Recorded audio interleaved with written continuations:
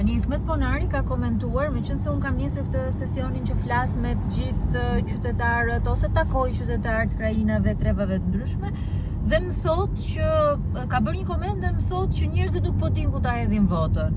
Për Ismetin dhe për të gjithë tjerët, demokratët dhe jo vetëm. Së pari Ismet, unë në politik kam tregu që flas me argument, asnjëherë me dhunë, dhe unë nuk kam pas lidhje asnjëherë me asnjë akt dhune dhe me asnjë akt ndasie.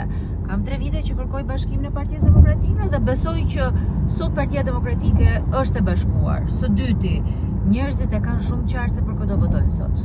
Sot është e vërtet që ndoshta mund të ketë demokratë që janë pak skeptike, mund të kenë në i pikë pyetje, po nuk besoj që ka të majtë të djathtë që nuk e ka kuptuar se çfarë sistemi ka ngritë kjo qeveri.